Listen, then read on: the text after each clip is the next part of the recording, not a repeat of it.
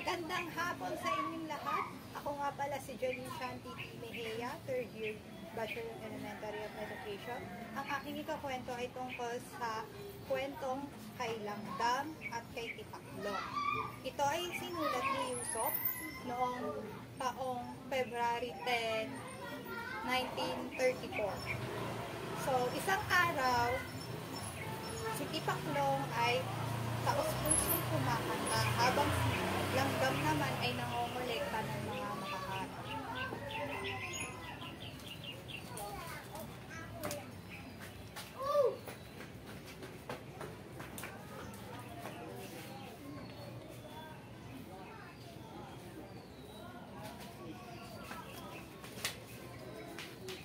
Gumaganda ang paligid, ngayong bawat tao ay puno ng pag-ibig. Napapawi ang pighati, masilayan lang ang iyong titig. Okay, gandang isipin ang isang mundong puno ng pag-ibig. Dehado kung dehado, para saan pang mga galos mo kung titiklob ka lang. Titiklob ka lang. Matalo kung matalo, wag ka sana magkakamali. Sumuko na lang. Wow! Puso ialay sa laban, kapalit ay tagumpay. Ang puso ialay sa laban, kapalit ay tagumpay.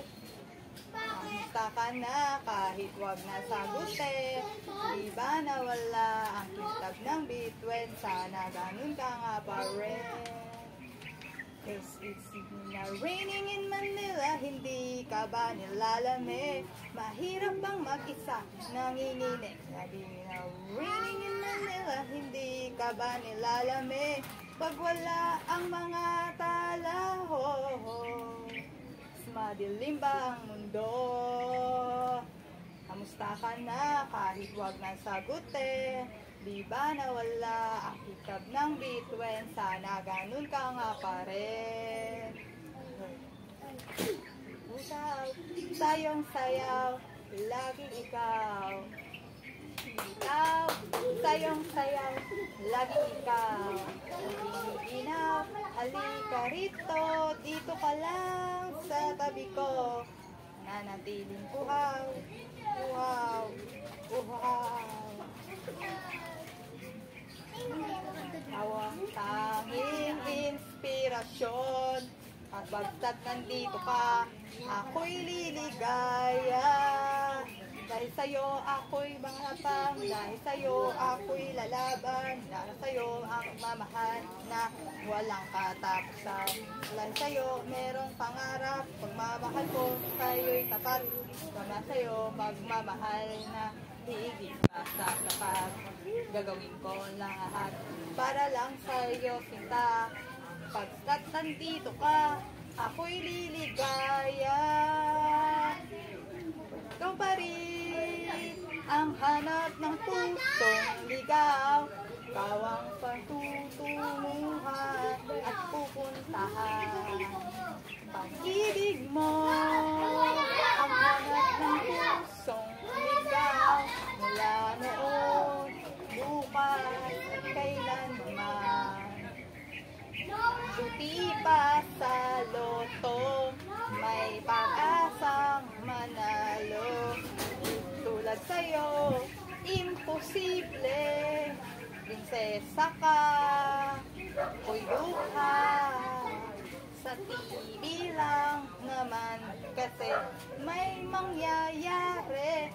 At kahit mahal kita, wala akong magagawa. Tanggap ko o aking sinta, pangarap lang kita. Bata ka na at akami ka pang kailangan laman at intindihin sa mundo. Yan ang totoo. Kung nakakamali ka, kung akala mo na ang lahat ay buhay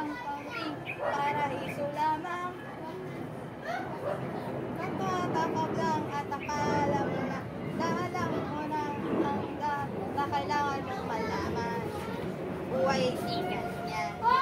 Nagawa mo na lang ang katotohanan na ikaw ay isang usmos lang na wala pang alam.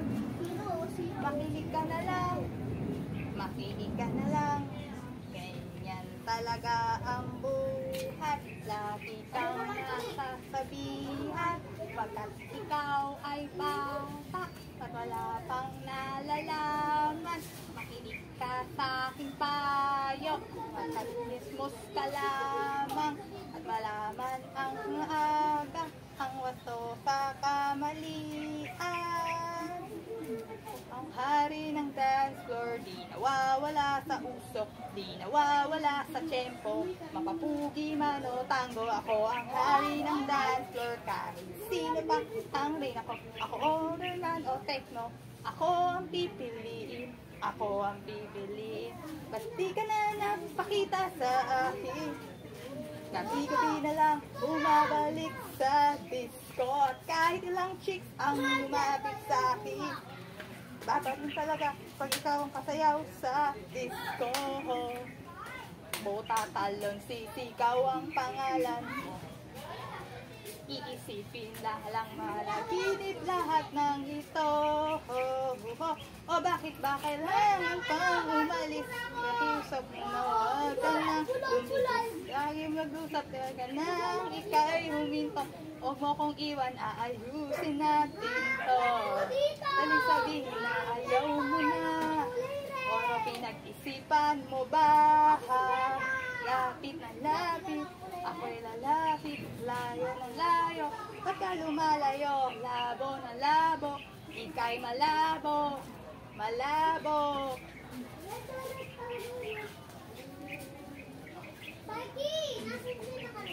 Oh, langgam! Nandyan ka pala. Bakit hindi mo ko samahang kumanta? Kagaya na lamang na it's been a raining in Manila. Hindi ka ba nilalamig? Mahirap bang mag-isa nanginginig?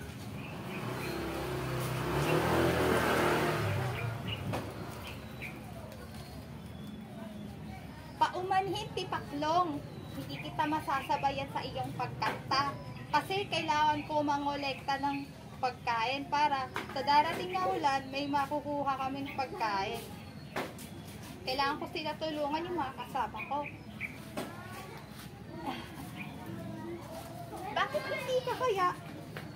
Bakit hindi ka kaya mag-ipon ng mga makakain para naman sa darating na ulan meron kang kukunin.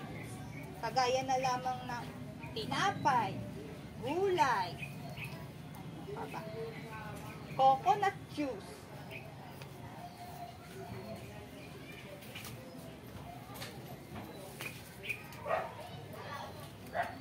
Langgam, ang ganda-ganda naman ng panahon. Nakita mo naman, hindi naman ang ganda-ganda ng araw.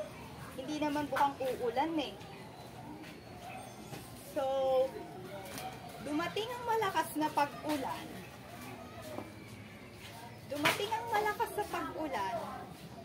Si Tipaklong ay walang naipok na makakain. Samantalang si Langgam, meron siyang naipon na makakain. Kaya, meron siyang pinagkukunang pagkain.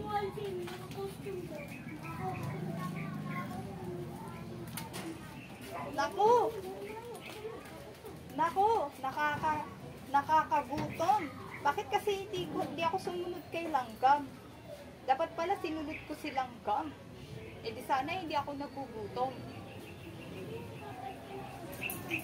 Paano yan? Ang lakas-lakas ng ulan. Paano ko makakalabas?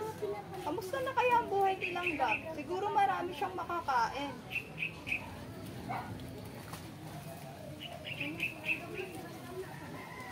Buti na lang, hindi ako sumama doon sa pagkanta ni Tipaklong. Oo nga, napakaganda niya kumanta. Pero, buti na lang inuna ko gawin yung bagay na mas makakabuti sa akin, kagaya ng pag-iipon ng makakain. Tingnan mo na naman, tama nga naman ako ng hula. Lumakas ang ulan. Kamusta na kaya si Tipaklong? At doon nagtatapos ang kwento. Salamat!